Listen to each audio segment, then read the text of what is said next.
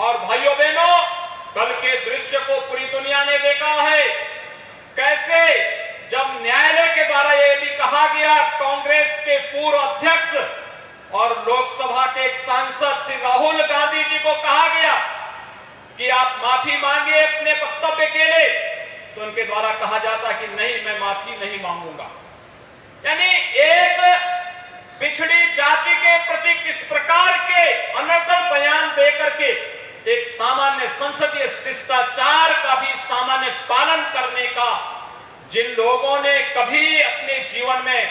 उसको अपने जीवन का हिस्सा न बनाया हो, और इसी के लिए कहा गया है, जाके प्रभु दारुण दुख दीना, ताके मति पहले हर लीना। और उनकी मति को प्रभु ने किस रूप में हरने का कार्य किया, वह दृश्य कल पूरे देश ने देखा है, जब एक माननीय न्यायालय ने उनके कृत्यों के लिए उन्हें सजा सुनाई और कहा कि नहीं, आपका ये वक्तव्य सामान्य संसदीय परंपराओं के विरुद्ध भी है, शिष्टाचार के विरुद्ध भी है, और एक सांसद को इस प्रकार के वक्तव्य कभी शोभा नहीं दे सकते हैं। तब भी कांग्रेस के नेताओं के बयान, भाइयों बहनों, किस रूप में थे वह किसी से छुपा हुआ नहीं है। आज मैं आप सबके माध्यम से कहना चाहूंगा, एक तरफ जाति के नाम पर उस जातीय वैमनस्यता को अपने जीवन का हिस्सा बनाने वाली कांग्रेस है, जिन्होंने सदैव समाज को विभाजित किया है, अलग अलग खेमों में बांटने का कार्य किया है। बहुत बहुत धन्यवाद माननीय प्रधानमंत्री महोदय की प्रेरणा से उत्तर प्रदेश की 25 करोड़ की आबादी को एक परिवार मानकर शासन की योजनाओं को प्रत्येक व्यक्ति तक बिना किसी भेदभाव के पहुंचाने वाले माननीय मुख्यमंत्री महोदय जी से अब मैं बहुत ही आदर के साथ अनुरोध करती हूँ कि कृपया अपने आशीर्वाद वचनों से हमें अनुग्रहित करें।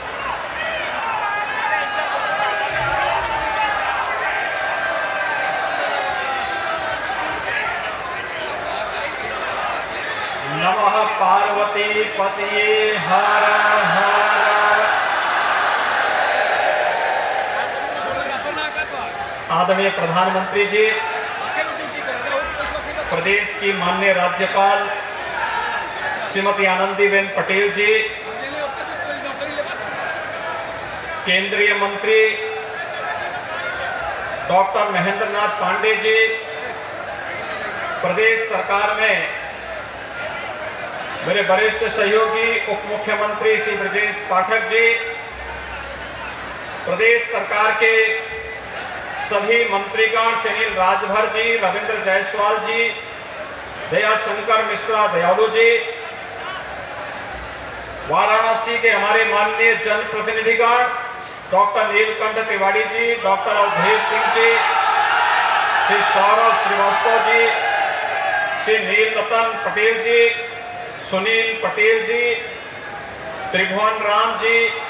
अशोक धवन जी, जिला पंचायत अध्यक्ष श्रीमती पूनम मौर्य जी, और आज काशी के विभिन्न परियोजनाओं के लोकार्पण और शिलान्यास कार्यक्रम में उपस्थित सभी काशी के उपस्थित भाइयों बहनों, मैं आदरणीय प्रधानमंत्री जी का उन्हीं की काशी में बाबा विश्वनाथ के इस पावन धरा पर आप सब की ओर से, पूरे प्रदेश वासियों की ओर से हृदय से स्वागत करता हूं, अभिनंदन करता हूं। भाइयों बहनों, आदरणीय प्रधानमंत्री जी का जब भी काशी में आगमन होता है तो काशी के लिए कुछ न कुछ एक नई सौगात लेकर के आते हैं। आज आदरणीय प्रधानमंत्री जी के द्वारा काशी के लिए यहां पर 1780 करोड़ रुपए की परियोजनाओं का लोकार्पण और शिलान्यास का कार्यक्रम आयोजित होने जा रहा है। और काशी तो नव्य और भव्य बनी चुकी है। प्रधानमंत्री जी के प्रेरणा से, उनके मार्गदर्शन में आज उत्तर प्रदेश और भारत में विकास की जिन नई ऊंचाइयों को प्राप्त किया है वह पूरी दुनिया बड़ी कौतूहल की नजरों से आकर्षण की नजरों से भारत की ओर देख रही है। भाइयों बहनों, हम सबका एक गौरव है कि आदरणीय प्रधानमंत्री जी देश की संसद में काशी से प्रतिनिधित्व करते हैं। काशी प्राचीन काल से ही भारत की आध्यात्मिक और सांस्कृतिक नगरी के रूप में रही है, लेकिन काशी को वैश्विक रूप में मान्यता मिले पिछले 9 वर्षों के अंदर काशी वासियों ने देखा है। काशी के माध्यम से न केवल आध्यात्मिक और सांस्कृतिक विरासत के लोग वैश्विक स्तर पर पहुंचे, यह हर काशी वासी, हर उत्तर प्रदेश वासी अनुभव कर रहा है और काशी भौतिक विकास की एक नई प्रतिमान स्थापित करे। आज का एक कार्यक्रम उसकी एक मिसाल फिर बनने जा रही है। विगत 9 वर्षों के अंदर अकेले काशी के अंदर ही 35,000 करोड़ रुपए से अधिक की परियोजनाएं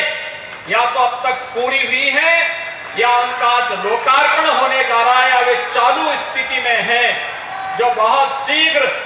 जिन्हें आदरणीय प्रधानमंत्री जी के अगले विजिट के दौरान काशी वासियों को, प्रदेश वासियों को यहां पर समर्पित आदरणीय प्रधानमंत्री जी के कर कमलों से करने में सफलता प्राप्त होगी। भाइयों बहनों, एक और विकास की नई आभा के साथ नव्य और भव्य काशी के साथ साथ उत्तर प्रदेश और देश दुनिया के अंदर अपनी एक नई पहचान बना रहा है। और इससे बड़ी गौरव की बात क्या हो सकती है कि आजादी के अमृत महोत्सव वर्ष में भारत आदरणीय प्रधानमंत्री जी के नेतृत्व में दुनिया के सबसे बड़े उन 20 बड़े देशों का G20 के देशों के समूह की अध्यक्षता भी कर रहा है, जो भारत की नई ताकत का एहसास वैश्विक स्तर पर कराता है। एक तरफ हर एक क्षेत्र में, चाहे वह भौतिक विकास के नए प्रतिमान स्थापित करना हो, आध्यात्मिक और सांस्कृतिक विरासत को वैश्विक मान्यता प्रदान करना हो, विगत 9 वर्षों के अंदर की इस यात्रा को पूरा देश ही नहीं आज पूरी दुनिया महसूस कर रही है। आदरणीय प्रधानमंत्री जी के यशस्वी नेतृत्व में आज भारत दुनिया के सामने एक मिसाल बना है। लेकिन भाइयों बहनों, जहां एक और भारत की प्रगति पर, भारत की विरासत पर आज पूरी दुनिया गौरव की अनुभूति करती है, पूरी दुनिया भारत की तरफ आकर्षित होती है, भारत के लोकतंत्र को आज दुनिया अंगीकार करने के लिए लालायित दिखाई दे रही है, वहीं कुछ लोग हैं जो भाइयों बहनों, जो उत्तर प्रदेश में जब आते हैं तो उत्तर प्रदेश में भले ही उनकी कई पीढ़ियों को नेतृत्व दिया हो उत्तर प्रदेश ने, लेकिन उत्तर प्रदेश के बाहर जाएंगे तो उत्तर प्रदेश की निंदा करेंगे, देश के बाहर जाएंगे तो भारत के लोकतंत्र को कटघरे में खड़ा करेंगे। और जिन लोगों को 2004 और 2009 में ईवीएम के माध्यम से सरकार बनाने का अवसर प्राप्त हुआ था, आज जब वे लोग अपनी विश्वसनीयता खो चुके हैं तो वे आज ईवीएम को कटघरे में खड़ा करके संवैधानिक संस्थाओं को भी कटघरे में खड़ा करने का कुत्सित प्रयास करते हैं। भाइयों बहनों, ये वे लोग हैं जिन्हें भारत का विकास अच्छा नहीं लग रहा है, जिन्हें भारत दुनिया के सबसे बड़े लोकतंत्र के रूप में ही नहीं बल्कि भारत लोकतंत्र की जननी के रूप में स्थापित करने के आदरणीय प्रधानमंत्री जी के प्रवर्तमान अभियान में हर स्तर पर बैरियर खड़ा करना है। और कल का दृश्य तो सबने देखा है, सबने देखा है कैसे देश की सबसे पुरानी राजनीतिक दल के रूप में कांग्रेस के नेताओं के द्वारा कैसे माननीय न्यायालय की अवमानना करने वाले वक्तव्य दिए जा रहे हैं, कैसे उनके द्वारा विभिन्न प्रकार के अवमानना से युक्त वक्तव्य देकर के इस प्रकार की बातें की जा रही हैं, जैसे कि वो देश की संवैधानिक संस्थाओं को ये लोग कटघरे में खड़ा करके अपना उल्लू सीधा करना चाहते हैं। इन लोगों ने कभी भी देश के विकास के बारे में नहीं सोचा। जब आवश्यकता पड़ी तो जाति के नाम पर, क्षेत्र के नाम पर, भाषा के नाम पर देश को अलग अलग खेमों में विभाजित करने और वादों के नाम पर विभाजित करने का प्रयास किया। जब इन्हें अवसर प्राप्त हुआ तो इन लोगों ने देश में अपने स्वार्थ के लिए नक्सलवाद और आतंकवाद को बढ़ावा दिया, और जब इन्हें अवसर प्राप्त हुआ तो इन्होंने विकास को भी खेमों में बांटने का कुत्सित प्रयास करके अपने कार्यकाल के अंदर भ्रष्टाचार के नए नए प्रतिमान स्थापित किए। लेकिन आज जब भारत विकास की एक नई आभा के साथ वैश्विक मंच पर पूरी तरह छाता हुआ दिखाई दे रहा है, तब इन्हें भारत का विकास अच्छा नहीं लग रहा है। तब ये लोग भारत को हर दिशा में बदनाम करके भारत की इस प्रगति में रोड़ा बनना चाहते हैं। और भाइयों बहनों, कल के दृश्य को पूरी दुनिया ने देखा है, कैसे जब न्यायालय के द्वारा यह भी कहा गया, कांग्रेस के पूर्व अध्यक्ष और लोकसभा के एक सांसद श्री राहुल गांधी जी को कहा गया कि आप माफी मांगिए अपने वक्तव्य के लिए, तो उनके द्वारा कहा जाता कि नहीं, मैं माफी नहीं मांगूंगा। यानी एक पिछड़ी जाति के प्रति किस प्रकार के अनर्गल बयान देकर के एक सामान्य संसदीय शिष्टाचार का भी सामान्य पालन करने का जिन लोगों ने कभी अपने जीवन में उसको अपने जीवन का हिस्सा न बनाया हो, और इसी के लिए कहा गया है, जाके प्रभु दारुण दुख दीना, ताके मति पहले हर लीना।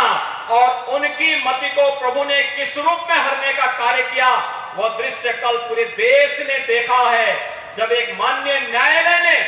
उनके कृत्यों के लिए उन्हें सजा सुनाई और कहा कि नहीं, आपका ये वक्तव्य सामान्य संसदीय परंपराओं के विरुद्ध भी है, शिष्टाचार के विरुद्ध भी है, और एक सांसद को इस प्रकार के वक्तव्य कभी शोभा नहीं दे सकते हैं। तब भी कांग्रेस के नेताओं के बयान, भाइयों बहनों, किस रूप में थे वह किसी से छुपा हुआ नहीं है। आज मैं आप सबके माध्यम से कहना चाहूंगा, एक तरफ जाति के नाम पर उस जातीय वैमनस्यता को अपने जीवन का हिस्सा बनाने वाली कांग्रेस है, जिन्होंने सदैव समाज को विभाजित किया है, अलग अलग खेमों में बांटने का कार्य किया है। और दूसरी तरफ विगत 9 वर्षों के अंदर आपने भारत के अंदर देखा होगा कि सबका साथ, सबका विकास, सबका विश्वास और सबके प्रयास के इन भावनाओं का प्रतिनिधित्व करने वाले आदरणीय प्रधानमंत्री जी के नेतृत्व में भारत आज दुनिया के अंदर किस रूप में गरीब कल्याण का कार्य बिना भेदभाव के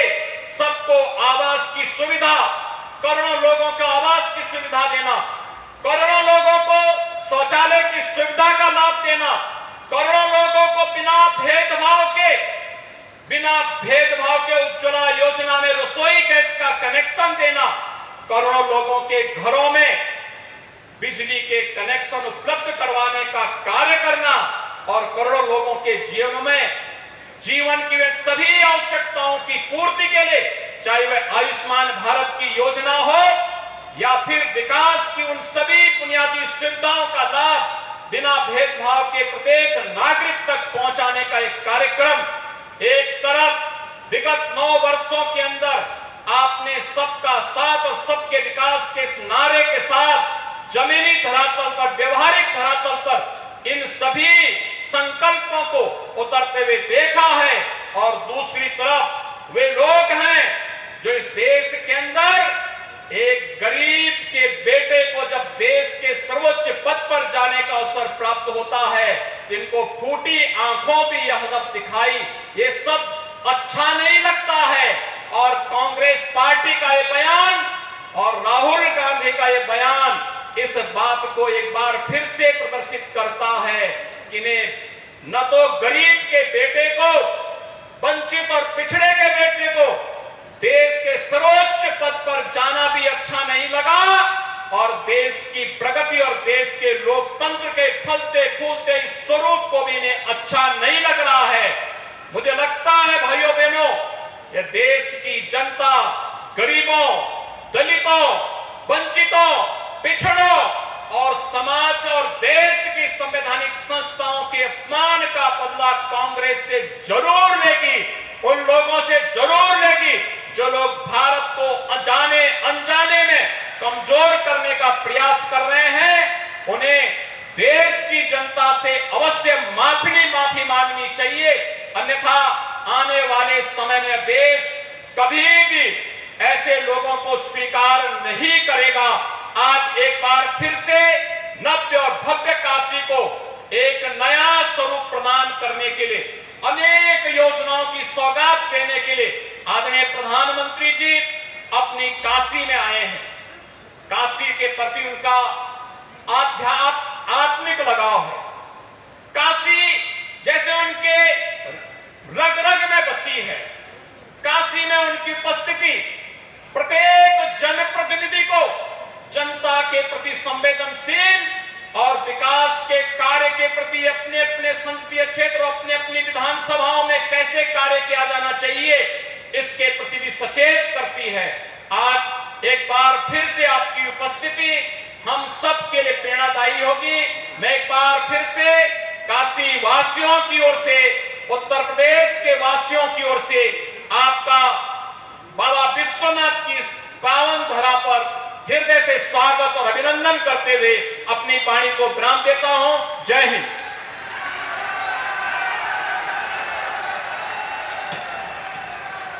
बहुत बहुत धन्यवाद माननीय। और अब वाराणसी